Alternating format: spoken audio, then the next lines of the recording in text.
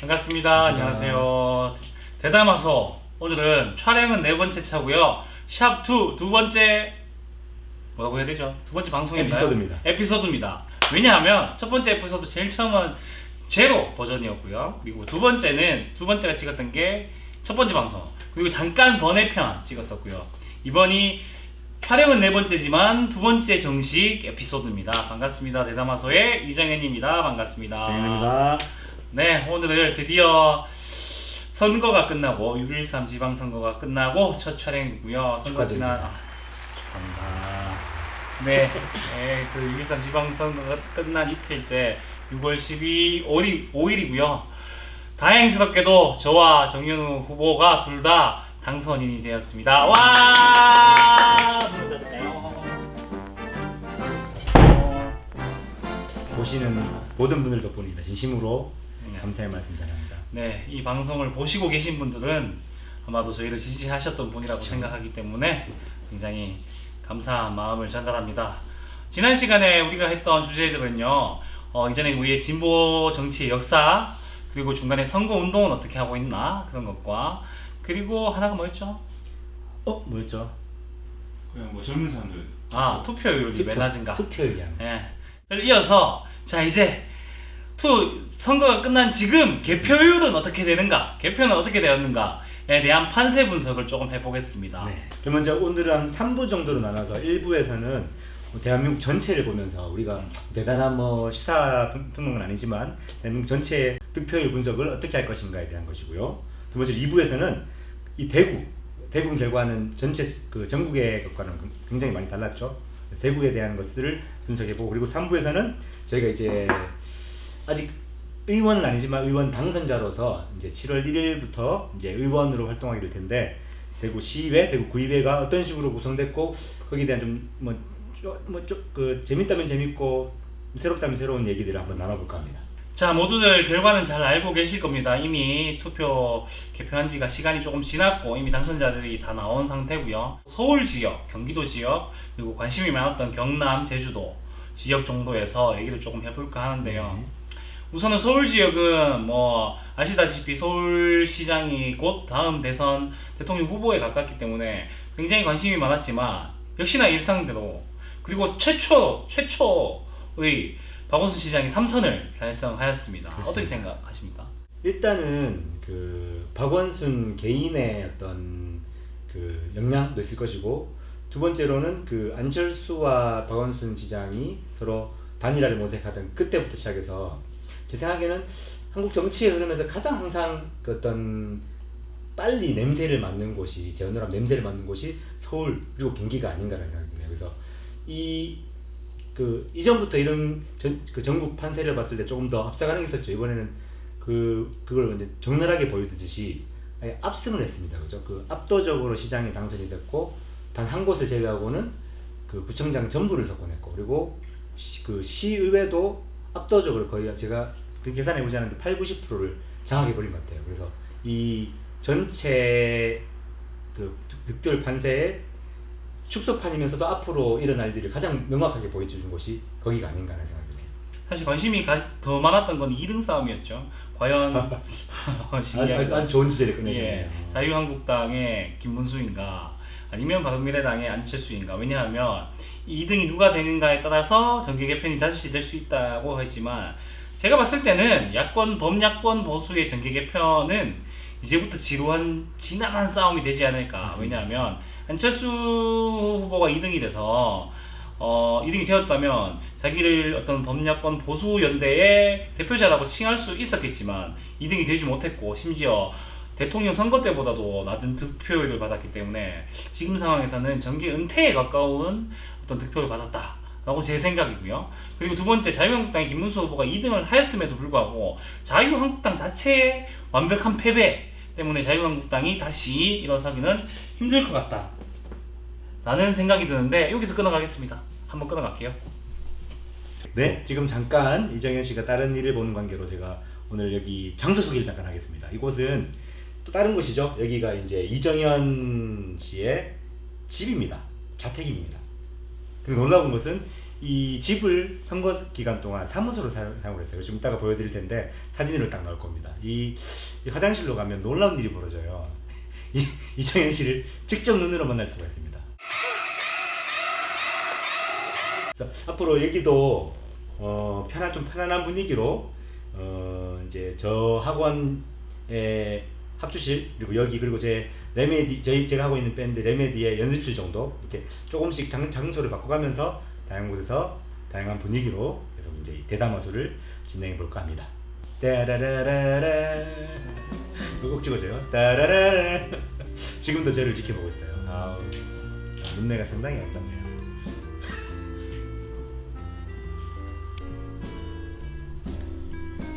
집이 되게 아늑합니다. 그죠. 이 건물이 사무실 건물처럼 되는 곳인데 여기 3층이죠. 3층만 이렇게 자택으로 이렇게 활용을 하고 있네요. 펜트하우스. 그렇네요. 설거지를 되게 제때 하시는 것 같아요. 굉장히 그 집을 지으는 건 보이지만 이제는 집 굉장히 크거든요. 아, 여기는 할 일을 일부러 모아놓은 그렇죠. 이건 이제 할 일이 아닌 거죠. 아, 자기 할 일이 아니군요, 여기는. 침소를 이렇게 빨래도 이렇게 항상 잘 걸어놓고, 여기 뭔가 되게 이렇게 친근한 모습. 많이 남았네요. 아닙니다. 충분히 다 쓰고 그냥 조금 남은 조금. 이게 좀 약간 뭐 여기서 책받침으로 쓰시는 게 보니까 책받침을 쓰고 있는데 사실은 이게 제 오늘 받은 당선증입니다. 읽어드릴까요? 증 2018년 8호 남구선거관리위원회. 뭐 이거 자랑하려고 보여드린 건 아니고요. 오늘 이 당선증을 받으러 이제 당선증 교부식이라고 해서 선관위에 다녀왔는데 기분이 묘하더라고요. 뭐 대단한 느낌을 받는 그런 건 절대 아니고, 뭐가 묘했냐면 이 어떻게 보면 대단하지만 어떻게 보면 별거 아닌 거 한 장 받으러 이 민주당 후보로는 한 70년이 걸리고 나오셨네요. 어떻게 보면 70년이 걸린 거라고 볼 수 있거든요. 이 별것 아닌 자리를 이정현 씨랑 같이 갔다 오는데 이 늘 우리에게 닫혀있던 문이 열리는구나. 이제 새로운 시대의 변화를 저희가 만들어낸 건 사실 아니지만 변화의 물 위에 우리가 같이 흘러가고 있구나. 그 느낌을 받아서 좀 기분이 묘했습니다. 어쨌건 네, 방금 잠깐 전화통화, 중요한 전화가 와서 잠깐 통화를 하고 왔습니다.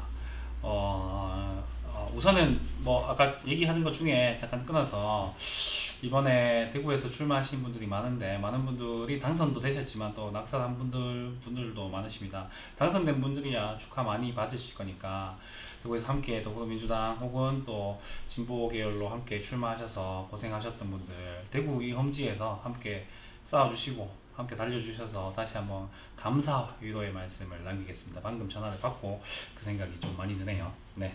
어쨌든 이제 또 넘어가서 아까 제가 무슨 얘기하셨죠? 안철수 후보가 당선이 2등이 되지 못해서 이제는 조금 제가 봤을 때는 떨어져 나갔고, 자유한국당 김문수 후보가 2등 득표를 받았지만 사실 그게 김문수 후보 득표가라고 안 보이거든요. 왜냐하면 저희가 판세 분석을 해놓은 결과 봐서 전국에 유지되는 20%의 자한당 지지자들이 무조건 있는 겁니다. 그 지지자들은 절대 바뀌지 않을 거예요. 인물과 전혀 상관없는 자한당 지지자들, 김문수라는 인물과는 전혀 상관없이 지지를 한 거였습니다. 그래서 이제는 자한당 지지율이 정확하게 20% 정도가 있다 정도만 예상하고, 이 20% 지지율로는 자한당이 살아남을 수가 없습니다. 의석수가 지금 거의 절반 정도는 되는데 40% 정도 되는 의석수를 가지고 있지만, 다음 총선에서는 이번 지선에서도 압도적으로 졌지만 다음 총선에는 더욱 압도적으로 질 것이라 예상되기 때문에 이제는 제2 야권 보수 단일에 대해서는 아주 험난한 싸움, 완전히 새로운 인물이 나오지 않는 이상은 힘들지 않겠나 라는 생각을 보여주는 서울시장 선거였다. 근데 구청장 중에서 결국엔 서초구청장이 자한당이 됐는데 이분에 대한 평가는 조금 다르더라고요. 네, 재밌는 게 이분만 제가 봤을 때 유일하게 유일무이하게 어떤 인물론에 입각해서 당선되신 분이 아니신가라는 생각을 하고 있습니다. 물론 뭐 제주도 원희룡 지사도 있지만 구청장급에서는 어떤 시장급보다 인지도가 낮음에도 불구하고 이렇게 당을 떠나서 인물이 좋아서 뽑혔다라고 소문이 들린 거는 서초구청장밖에 없는 것 같아요. 지금은. 이거는 우스갯소리입니다. 이게 큰 의미를 두는 건 아니고 저는 뭐가 생각이 났냐면 서초구청장 하나가 됐잖아요. 뭐가 생각났냐면 이정현 의원이 생각이 나요. 순천에 전남이죠. 예. 전남에서 그 그때는 새누리당이지만 뭐 자유한국당 이어지면 자유한국당 후보로서 당선이 되는 건 기적과 같은 일이었거든요. 그죠. 어떻게 이런 일이 벌어질까? 그리고 그분의 이후의 행적은 우리가 잘 알지 않습니까? 네. 어떻게 이런 사람이 그죠. 전남에서 뽑혔지? 하지만 얘기를 들어보면 전라도 사람들 얘기를 들어보면 그 사람이 정말 깨끗한 사람이었답니다. 비리 하나만큼은 절대로 없는 그런 사람이었어요. 거기서 자전거 타고 다니면서 국회의원 선거까지 그렇습니다. 논밭을 자전거도 타고 다니면서 뽑혔다는 아주 대단하신 분 중에 한 명이셨죠. 저와 이름이 똑같아서 제 별명이 한때 당대표였던 제가 있었는데 묘하죠. 예, 인물론으로 인정받으려면 사실은 저희 같은 조선은 그죠. 인물론으로 인정받는 것 자체가 힘듭니다. 오늘 논란이 되고 있는 또 저와 이름이 똑같은 여성 후보 비례대표에 대해서 논란이 조금 있는 걸로 알고 있는데 그런 선출직 공무원직에서 사실은 대부분 옛날 사람이라고 얘기하기는 힘들고 예전에는 다들 공부 잘하고 좋은 학교 나오고 좋은 출신 물론 지금도 마찬가지긴 하지만 그것을 조금 더 높게 평가할 수는 있지만 그것이 꼭 필요 불가결한 조건은 아니거든요. 선출직 공무원은 거기에 관심 있는 모든 국민들이 참가할 수 있는 제도임에도 불구하고 어떤 그런 부분이 모자란 사람에 대해서 인물론적으로 벌써부터 아무것도 하지 않았는데 선출만 되었을 뿐인데도 벌써부터 까고 있다고 하죠. 벌써부터 까고 있는 이 현상이 참 재밌는 것 같아요. 그분이 굉장히 잘할 수 있을 수 있거든요. 그거는 아무도 모르는 일이죠. 대구 출신 경북대학교 출신인 국회의원은 단 한 명 있습니다. 이재정 의원입니다. 여성 의원으로 이재정 의원이 있는데 학벌이 중요하지 않죠. 경북대학교 출신. 대구에서는 경북대학교가 상위의 학교이긴 하지만 전국 단위에서 봤을 때는 지잡대로 분류될 수도 있겠죠. 너무나 안타깝지만 그렇죠. 안타깝게도 스카이라든가 그런 쪽에 전혀 상관없지만 국회의원으로서 엄청나게 활동을 하시고 계시고 국회의원을 떠나서 당 활동도 굉장히 열심히 하시고 모범을 보여주고 계시거든요.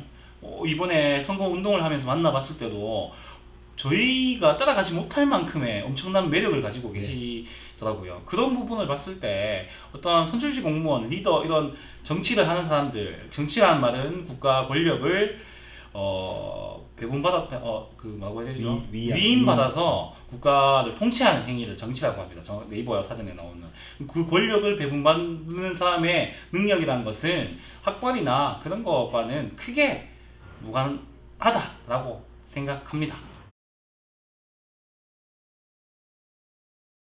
저는 제가 말씀드리고 싶은 거는 거의 이제 이정현 씨의 말 동감하고 그 후보가 비례대표로 어떻게 결정되었나에 대한 얘기는 나중에 확인해봐야 될 것 같아요. 그러니까 그 과정이 민주적이었나 아니었나에 대한 그게 아니라면 거기에 대한 문제 제기는 또 충분히 해볼 수가 있어요. 그렇죠.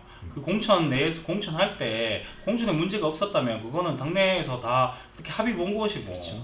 그거에 대해서 욕할 게 없죠. 네. 국민의 입장에서는 투표를 안 하시고 싶었으면 투표를 안 하셨으면 되는 일이죠. 사실은. 그럼에도 불구하고 당선이 됐다는 것은 욕할 게 없다. 제가 봤을 때는 그렇게 판단됩니다.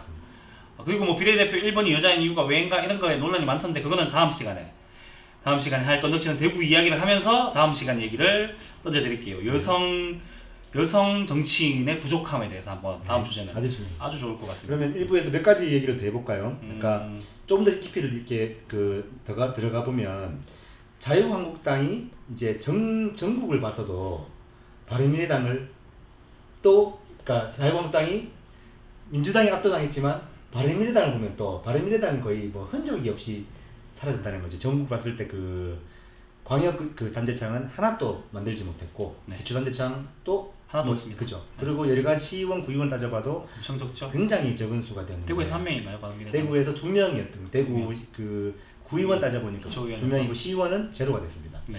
이걸 어떻게 분석해 보면 좋을까?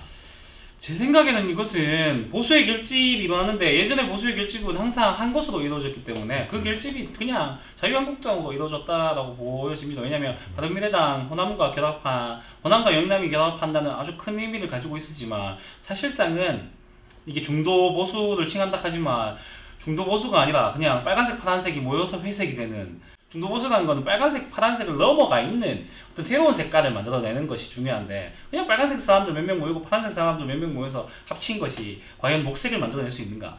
이것도 아닌 저것도 아닌 색이 되버려서 지지를, 양측의 지지를 모두 못 받은, 더불어민주당 하니까 진보 계열이 원하는 쪽에서도 지지를 못 받을 뿐만 아니라 이런 보수 쪽에서도 지지를 못 받았기 때문에 제가 봤을 때 바른미래당은 미래가 없다 라고 결론 내리면 될 것 같습니다. 제가 비슷한 얘기를 좀 분석을 해보면, 첫 번째로 민주당이 이번에 이제 지지선에서 압승을 한 것은 촛불혁명 때부터 또 이어져 오는 거죠. 우리 앞에서 대담하면서 얘기했던 거 연결되는 것인데, 촛불혁명의 거대한 흐름, 거대한 국민들의 바람을 이어받은 거라고 생각해요. 그리고 그 아래에서 그나마 지금 이게 조금 버티고 있는 그 자한당의 흐름은 거기에 대해서 이걸 막아내고자 하는 그 보수층의, 보수를 넘어선 층의 결집으로 일어난 것인데, 이 바른미래당은 그 어느 쪽도 아니었다는 거죠. 그러니까 이 거대한 흐름을 자기들은 받아낸다고 하지만 그런 모습이 전혀 사실 보이지 않았죠. 그렇다고 해서 이 보수들에게 자기를 지켜줄 어떤 것이는가라도 이제 아니었다. 그래서 정말 그렇죠. 이도저도 아닌 결과가 나와버렸고, 그러면서 제가 또 꼭 얘기하고 싶은 것은 이 결합 자체가 저는 문제였다는 생각을 하거든요. 사실 아까 말씀하신 것처럼 어떤 지형을 가지고 만난 게 아니었죠. 저 사실 이번에 이승민 대표가 말씀하셨죠. 자기가 그 대표직을 넣으면서 이 사당적인 어떤 그 결합이 이루어지지 않았다. 저도 그렇게 보거든요. 왜 결합이 이루어지지 않느냐? 선거 공학적으로 만났다는 얘기죠. 지금 우리가 더불어민주당이라는 이름도 지금 몇 번째입니까? 민주당 포함한 우리들도 반성을 해야 되는 거죠.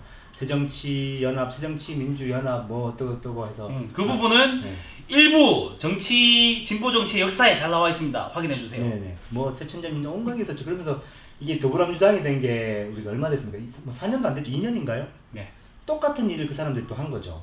뭐 이름이 원래 뭐였습니까? 바른정당과 그 국민의당이 합쳐서 미래당 하려다가 또 우리 미래라는 청년 정당에게 이게 또 문제 제기를 당해서 또 뭐 바른미래당이 됐는데, 그냥 공학적으로 자꾸 만나다 보니까 선거를 이기려고 하니까 만난 거니까 이제 국민들은 그런 거에 대해서 속지 않는다는 얘기죠. 좋습니다. 그래서 결론적으로는 제 생각에도 그런데 이 당은 아마 어떻게든 무너지고 부서지지 않을까 생각이 듭니다. 경기도는 뭐 예상했듯이 이재명 도지사가 됐지만 지금 논란이 많은 상태입니다. 이 부분에 대해서도 다음에 한번 따로 이재명 도지사에 대한 얘기는 한번 두루킹부터 정가혁까지, 두루킹은 아니구나. 그 김부선 문제에서 송가혁까지 쭉 한번 읊어보는 걸로 가겠습니다. 네. 그리고 남경필은 안 될 거라고 보였다. 남경필 지지율도 거의 인물론에는 의미 없었던 정도의 지지율이었다 정도로 보고 넘어가겠습니다. 네. 그 다음은 제주도 한번 얘기해 볼까요? 제주도 재밌었습니다. 제주도 사건이 대구와 연관이 한 가지가 있거든요. 뭘까요? 모르겠네요. 저는 그 제주도 지사가 폭행당한 사건. 이게 좀 재밌어요. 그렇네요. 네.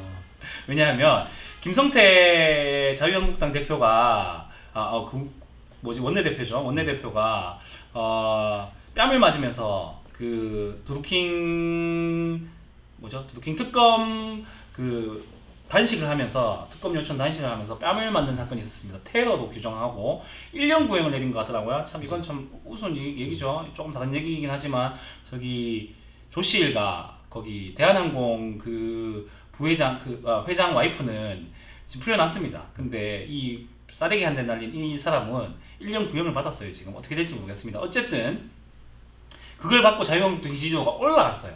그리고 제주도 원희룡 지사도 맞기 전에는 문대림 후보보다 지지율이 낮았는데 싸대기 한 대 맞고 지지율이 올라갔습니다. 그래서 우리 권영진 당선인께서 그걸 보고 넘어지지 않으셨나? 라는 조금의 의혹은 가지고 있다 라고 말씀드릴게요. 여기까지 하겠습니다. 저는 그렇게 생각하지 않습니다. 네. 이분 권영시장님 화이팅! 이분 야 이건 정치인이 이렇습니다 지금. 네, 물론 권영진 시장님 뭐 당선 축하드립니다. 어쨌든 투표 결과로서 당선된 분이시기 때문에 대구는 조금 이따 얘기하고, 어쨌든 제주도는 저는 그렇게 반세 재밌는 분야가 있었다 정도. 여러 가지 생각이 있을 것 같아요. 근데 제가 거기서 판단 내리는 건 애매할 것 같고, 근데 결론 내리고 싶은 것은 사실 또 정정하면 땀은 아니었습니다. 분명히 세게 주먹으로 맞았습니다. 그래서 정말 잘못된 일이고 큰 일이죠.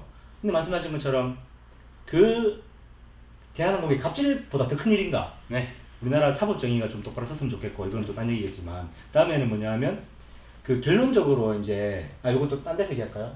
다시 얘기할까? 이 고령시장이 받은 표가 올라가지도 내려가지도 않은 것 같아 그 사건 때문에 네네. 국민들은 그런 사건들이 이제 좌지우지 되지 않습니다. 오늘 대구 편은 조금 이따 대구 네. 편 할 때 표 분석을 보시면서 들어보시면 깜짝 놀라실 겁니다. 결국에는 정치인들은 아직까지 인데 우리 국민들이 정말 위대해져 가고 있다. 느낌이. 네.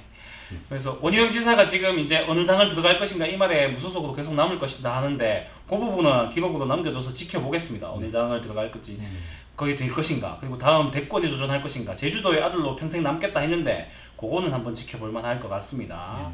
이전에 이미 거짓말 하신 적이 한 번 있으시죠? 네, 그럼에도 불구하고 제주도의 아들로서 제주도를 지킨다 하셨는데 그거는 한번 끝까지 지켜보겠습니다. 다음은 제일 재밌었던 경남을 한번 짚어보고 할까요? 가장 중요하죠? 경남 판세 한번 분석해 보셨나요? 56%대 40%였나? 네. 그 정도일 겁니다. 근데 원래 지고 있다가 이겼잖아요. 그죠, 이게 그죠. 어떤 현상인지 기억하세요? 왠지 아세요? 그 개표 때 말씀하신 거죠? 네, 개표 때 분명히 출구조사에서는 이기는 걸로 나왔는데 개표 시작하고 난 뒤에 거의 끝까지 지고 있다가 역전을 했습니다. 깜짝 놀랐습니다. 네, 왜일까? 이거 생각 안 해보셨나요? 지역적인 차이. 지역적인 차이. 재밌는 건 경남에서도 경남도지사는 더불어민주당 김경수 당선인께서 되셨지만 경남의 나머지 다른 시 같은 경우에는 대부분이 자유한국당이 가져갔습니다, 사실. 근데 그 중에서 가장 젊은 사람들이 많이 살고 있는 창원이라든가 이런 곳에서 김경수 후보가 너무 많은 지지를 했어요. 그러니까 젊은 사람이 사는 몰집되어 있는 도시에서 김경수 후보의 지지도가 높아서 인구수가 많아서 그 도시도 더불어민주당이 됐고 그럼으로 인해서 더불어민주당의 김경수 후보가 당선이 되버렸다. 이렇게 나머지 지역은 나이 많은 사람들이 많이 살고 있던 다른 지역들은 다 졌다. 자유한국당이 가져갔다라고 알고 계시면 될 것 같으세요. 지금 굉장히 중요하고 흥미로운 얘기죠. 네. 이게 사실 진짜 나쁘게 말하면 우리가 어떻게 하든지 간에 판세는 변하지 않고 판세를 가장 많이 변화시키는 것은 시간의 흐름이다. 네. 그런 그렇죠. 걸 보여준다는 얘기죠. 네. 어떤 정치적인 견해가 죽을 때까지 안 바뀐다고 하기 때문에 이렇게 평가하시는 분들도 있으시더라고요. 촛불혁명에서부터 박근혜 탄핵 그리고 남북 합의까지 이 모든 결과를 지켜봐옴에도 불구하고 자유한국당을 지지하고 있는 어떤 60대 이상층들은 이제는 어떤 사건이 일어나도 바뀌지는 않을 거다. 이분들이. 그렇다면 어떻게 될 것인가? 시간이 흘러야 되겠다. 이 말 뜻을 아시겠죠? 그렇죠. 시간의 흐름밖에는 이제는 남지 않았다. 진짜. 예전에는 바뀔 수도 있다라고 생각했는데 오늘 판세 분석을 해보니 바뀌지 않을 것 같다라는 생각이 저는 듭니다. 한계의 가능성을 보고 있는데. 두 감독 등장했습니다. 예, 두 감독님. 조금만 있으면 두 감독의 이제 요거 일러스트레이트 올릴 겁니다. 네, 기대해 주십시오. 카툰이 올라옵니다. 똑같습니다. 그러니까 지역이 이렇게 많이 희석이 되고 계층들이 잘 섞이면은 하나로 몰림의 현상을 이제 좀 방지할 수 있으니까. 맞습니다. 아까 얘기했듯이 경남 같은 경우에도 그런 것들이 잘 희석되었기 때문에 맞습니다. 이제 어느 정도 평준화가 되었다고 보는데 이 쏠림 현상은 이제 그 사람들이 유출되기 때문에 사람들이 다 빠져나가게 없어요. 젊은 사람들 남아있는 사람들도 몇 명 없고. 이거 정말 중요한 얘기입니다. 우리가 저번 시간에 사실 했던 얘기 좀 연결되는 얘기죠. 첫 번째로는 의견 교환도 있고 사실 근데 이건 굉장히 어려운 얘기고 두 번째는 뭐냐 하면 이게 표밭이 골고루 평준화되는 거겠죠. 되게 중요한 얘기인데 이 말씀 사실 그래서 우리 저번 시간에 약간 얘기했던 건데 이게 시대의 발전과 흐름이 선거랑 직접적으로 관련을 가진다. 그래서 그게 중요하다는 얘기 되겠다 그죠. 근데 지금 그게 안 되니까 좀 이따 말씀드린 우리 남구 같은 경우는 대구 남구 같은 경우 그게 안 되니까 큰 변화가 없는 상황을 또 반영하면 되겠죠. 제가 근데 좀 원래 하던 얘기로 돌아가면 그래서 초반기 아까 말씀하신 연결하면 초반에 김경수 이제 당선자가 김태호 씨였나요? 압도적으로 이기고 있지 않았나요, 그죠? 근데 여론조사에서 압도적으로 이기고 있었죠. 근데 드루킹 사건이 안 먹힐 것 같았는데 결국 먹혔다는 얘기예요. 지금 결과를 보면 어느 정도만큼은 그런 거보다는 그냥 샤이 보수가 있었다. 대구도 그렇고 다. 저는 이렇게 보는 거죠. 그게 항상 샤이 보수는 핑계를 원했었어요, 그죠? 저 사람들을 안 찍어야 돼. 문제가 있지만 우리 쪽을 찍어야 돼. 핑계를 원했는데 핑계 더 삼았는 거죠. 그 핑계가 딴 데는 안 먹혔는데 먹혀버린 게 드루킹 사건이었다. 네. 저는 그렇게 보고 싶거든요. 네. 거기다가 김태우 후보는 분명히 지금 봤을 때 보수 쪽에서는 훌륭한 후보예요. 인물론으로 봤을 때. 그게 좀 아다리가 맞았는데 그럼에도 불구하고 아다리란 말씀 죄송합니다. 아다리라는 것은 이걸 말합니다. 그럼에도 불구하고 김경수 후보가 이겼습니다. 지금 의원님께서 일본어를 쓰시면 아다리 일본어입니까? 일본어는 저는 사투리인 줄 알았는데. 예, 일본어 쓰시면 됩니다. 사태 파악해보고 제가 일본어를 안 씁니다. 어쨌든 그래서 결론적으로는 이겼다는 얘기다. 그죠? 그것은 이 시대 전체를 흐르는 이 보도한 흐름은 또 바꿀 수가 없었다. 네. 죠 시대적 흐름에 따라서 승리를 하게 됐다. 이 정도까지가 어떤 전국 지형 판세에서 재밌었던 지역입니다. 물론 불경이 다 이겼다. 경남까지 포함한 불경, 부산, 울산, 경남이 다 이긴 것도 재밌고 한 군데 더 짚고 넘어갈까요? 구미. 이거는 대구 경북으로 하죠. 네, 대구 경북 가면서 이제 대구 경북 넘어가면 될 것 하나만 같죠? 다 됐고 그러면 우리가 이제 대구 그러면 이 거대한 흐름이 있는데 이 거대한 흐름이 항상 반대급부가 있죠. 거기에 대한 얘기를 하기 전에 딱 하나만 더 얘기하고 싶은 것은 정의당에 대한 것입니다. 저는 사실 진보에 대한 공부를 해온 사람으로서 이게 정의당의 약진이 항상 궁금하고 바라고 이제 그런 부분이거든요. 전국을 봤을 때 정의당 자체 분석으로 정의당이 당 비례대표 투표율로 9.6%를 받았다고 합니다. 이제 아직 10%는 안 됐는데 계속 성장하고 있는 추세예요. 사실 옛날에 제가 어릴 때 2000년대 초반에 10%를 넘은 적이 있었어요. 그러다가 진보의 분열이 일어났죠. 통진당 사건 등등 해서 뭐 외부적으로든 내부적으로든 막 큰 분열이 생겨서 다시 진보당이 사그러들었는데 다시 이제 새로운 대안이 돼가고 있습니다. 아시는 것처럼 바른미래당은 더 이상 대안이 될 수가 없거든요. 맞습니다. 그러면 정의당이 이제 적어도 제3당의 자리를 잡아간다는 얘기가 되겠죠. 이게 한국 정치 사회가 굉장히 바로 잡혀가는 과정이 아닌가 저는 굉장히 긍정적으로 네, 봅니다. 서울시의회에도 정의당 당선인이 한 명 있죠. 네. 여성 비례대표. 네. 비례대표도 당선해서 자유한국당보다 높은 서울에서는 맞습니다. 높은 지지율을 얻었습니다. 거기다 그 당선되신 분조차도 대단하신 분이라서 네. 보셨어요? 네네. 그 아시아나항공에 네. 바지 여성 승무원의 바지를 입게 만드신 분 네네. 대단하죠. 대단히 진보적이고 대단히 앞서 나가시는 분이라고 생각하고 있습니다. 그래서 굉장히 응원하고 있습니다. 정의당의 어떤 응원을 저희는 더불어민주당이지만 진보 정당은 함께 가기 때문에 이번에 보궐선거로 인해서 저희 더불어민주당이 130석 의원수를 가지게 됐습니다. 국회에서 130석이면 이제는 20석만 더 도움을 받으면 어떤 많은 주도권을 가지고 갈 수 있는데 그 중에서 정의당이 꼭 필요한 당이기 때문에 함께 가야 된다고 생각하고 있습니다. 여러 가지 의견에서 많은 것들 맞춰서 갈 수 있으면 좋겠습니다. 네, 다음으로 이제 드디어 잠깐 좀 끼워서. 그래. 네.